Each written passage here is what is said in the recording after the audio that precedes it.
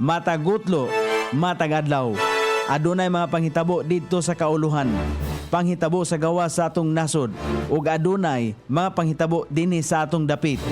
Mga panghitabo nga mao'y makapaikag sa katawhan nga mabinantayon sa lakat ug dagan sa panahon karon. Itanyag ning istasyon DXSR ang 7 o'clock Breakfast News.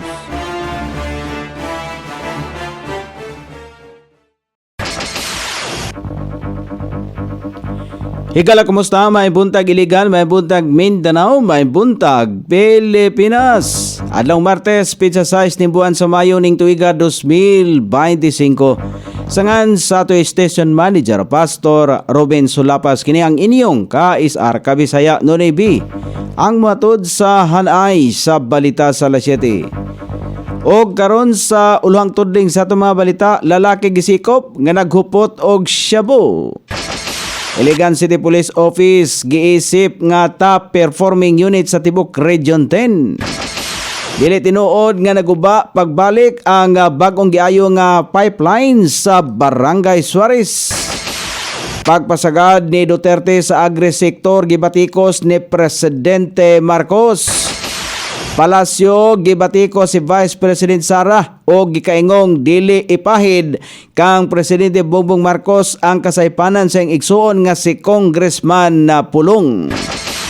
Department of Energy gisiguro ang paigo nga supply sa kuryente sa 2025 nga midterm election. Sa gawa sa nasod, 18 ka mga katawhan nga suspek sa arson sa Israel gisikop sa kapulisan. Balita sa kinabuhing Kristohanon, tiguanan nga naghulat og 33 ka tuig ay gitugutan sa gobyerno nga gipadali og tukod. Kini ang uluhang tudling sa ato mga balita nga dalit kanato ning istasyon DXSR 106.7 sa inyong FM dial. Ang bugtong radyo sa dakbayan siligan nga nagsibya sa balang kasulatan, pinasubay sa inspired and preserved, not simply dictated King James Version sa Anchor Broadcasting Corporation.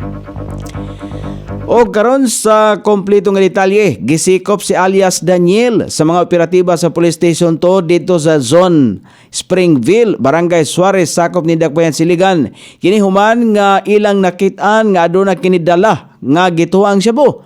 Na-recover ang usa ka pakete sa gituang shabu o gibanabana nga motimbang kini og 7.9 gramos. Iyang giangkon nga iyaha ang iyang gidalang droga.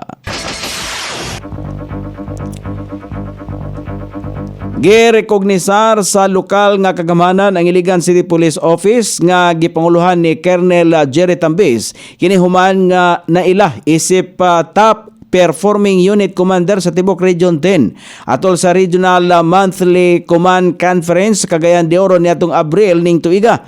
Giila ang Iligan City Police Office sa ilahang maayong nahimo sa crime prevention, law enforcement, community engagement and internal discipline.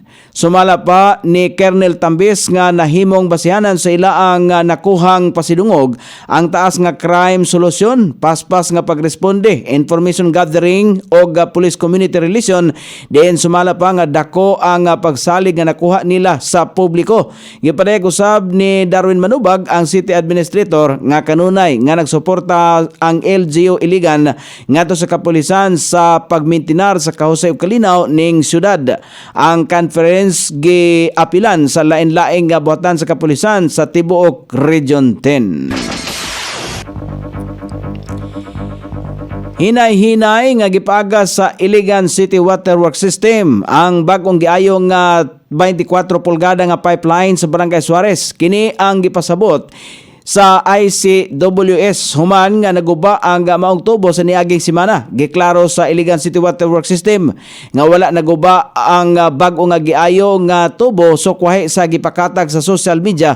Regular kini nga gisusi sa maong mga empleyado ang tubo sa Iligan City Waterworks System. Sumala pa sa ICWS nga ang naguba nga tubo dili dali nga mabalik ang regular nga pagpaagas nini o ginahinay ang pagpabalik sa sa agas ngadto sa kabalayan sa apektadong konsumante. Giwiktan ni Presidente Bongbong Marcos ang pagkainotel ni kanhi Presidente Rodrigo Duterte nga masulbad ang daghang suliran nga giatubang sa sektor sa agrikultura sa nasod karong panahon na. Kini human ang kuna ni Presidente Marcos nga sulod sa iyang administrasyon. Ana sa 150 ka agriculture post-harvest facilities ang natukod aron na ipalig-on ang kinitaan sa mga mag-uma. Gitumbok usab sa Presidente nga iyang gisubhan nga integrated coconut processing facility nga paningkamutan kaniadto ni kanhi gobernador og karon Misamis Oriental District to Congressman Bambi Imano og First Community Cooperative o FICO nga nahimutang sa Barangay San Isidro, Balingasag, Misamis Oriental. Gihimo ni Marcos ang iyang pagbatikos kang Duterte atol sa subli niyang pagpangulo sa kampanya sa iyang mga kandidato sa pagkasenador alang sa Mayo 12 nga eleksyon. Hisayran nga sa panahon ni Duterte gira lamang kontra illegal nga droga sumala pa niya o katukuran sa dagkong mga infrastruktura ang gitutukan nini sulod sa iyang unom ka tuig nga naglingkod sa Malacañang. Gibatikos sa palasyo sa Malacañang si Vice President Sara Duterte tungod sa iyang pagtudlo nga gipamulitika ni Presidente Ferdinand Marcos Jr. human nga gipasakan og reklamo ang iyang igsuon nga si Davao City Representative Pulong Duterte. Sumala pa kang Palace Press Officer Undersecretary Claire Castro nga dili na nag-level up si Vice President Sara sa iya ang diskurso nga pulos-palusot. Ang gitumbok ni Castro mao ang pamahayag sa Vice Presidente nga ang reklamo batok siyang igsuon nga si Congressman Pulong Duterte ang parte sa political attack sa administrasyon. Punto ni Castro nga giangkon og wala gihimakak sa kongresista ang kabahin sa video. Busa pangutana usab niini kung giunsa nga ipasangil sa presidente og sa administrasyon ang binuhatan sa igsoon sa Vice Presidente. Dugang pa ni Castro nga nasayod si Congressman Pulong sa balaod og ang iyang obligasyon isip public servant. Busa ang iyang tubagon niini ang reklamo batok ngadto kaniya. Gisiguro sa Energy Task Force election ang kaandam sa Department of Energy nga maghatag og paigo og malaumang supply sa kuryente sa tibok nasod kalabot sa nagsingabot nga local ug national election sa Mayo 12. Sumala pa kang Energy Undersecretary Felix William Fuentevilla nakaposisyon na ang mga contingency plan og padayon na usab ang koordinasyon sa Energy Task Force election sa mga power producers, transmission operators o fuel providers aron masiguro ang luwas og hapsay nga piniliay. Lakip sa mga gihimong lakang mao ang inspeksyon og maintenance sa mga pasilidad sa Department of Energy, pre-election check sa mga voting og canvassing centers og pagsiguro sa operasyonal nga uninterruptible power supply UPS sa Commission on Elections COMELEC. Katambayayong sa Energy Task Force election sa pagpangandam mao ang lain-laing ahensya sa gobyerno o pribadong sektor. Lakip na ang Philippine Independent Power Producers Association, National Power Corporation, National Grid Corporation of the Philippines, Independent Energy Market Operator of the Philippines, National Electrification Administration, National Transmission Corporation, Power Sector Assets and Liabilities Management Corporation, Generation Companies, Distribution Utilities, Electric Cooperatives, the Philippine National Oil Company, PNOC, o downstream oil industry players. Kumpiyansa ang Department of Energy nga makayaran nini ang gilaumang taas nga demand sa kuryente sa nagsingabot og pagkahuman sa piniliay 2025. O karon sa balita sa gawa sa nasod, gipamahayag ni Israeli Prime Minister Benjamin Netanyahu nga giaresto sa kasamtangan ang gidaganong 18 ka mga suspek sa nahitabong wildfire sa gawa sa Jerusalem.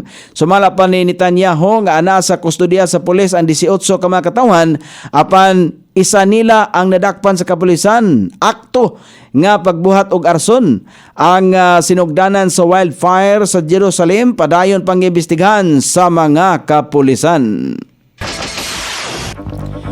O karon sa balita sa kinabuhing Kristohanon, gipadali og tukod sa mga Kristohanon sa nasod sa Indonesia ang usa ka tigumanan diin kini naghulat og 33 ka tuig ay giaprobahan sa gobyerno. Ang naasoy nga gitukuran sa tigumanan haduol lamang sa ilang temporaryong tigumanan nga diin sila nagtapok sulod sa tulo ka dekada. Nagpasalamat ang mga katawhan nga gitubag sa Ginoo ang ilahang mga pag-ampo kabahin sa malampusong pagpatukod sa ilahang tigumanan.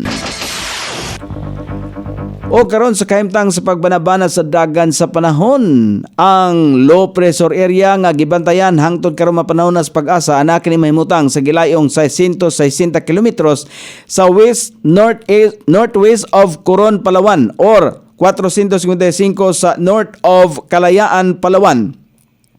Ang easterlies mo makapiktar sa nasod nga Pilipinhon.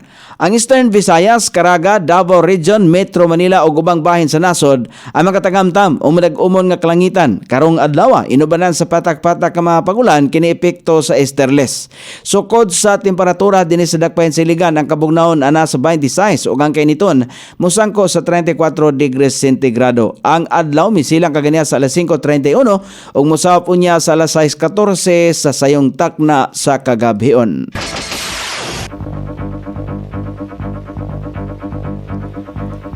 Inyong nabati ang kinatibuk ang hanay sa balita sa alas 7 nga dalit kanato ning istasyon. DXSR 106.7 sa inyong FM dial. Ang bugtong radyo sa dakpayon siligan nga nagsibiya sa balang kasulatan, pinasubay sa inspired and preserved, not simply dictated King James Version sa Anchor Broadcasting Corporation.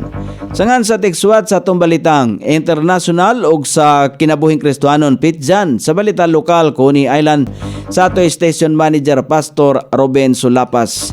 Kini ang inyong ka-isar kabisaya Nonoy B. Magpasalamat og moingon. Maayong buntag, Iligan.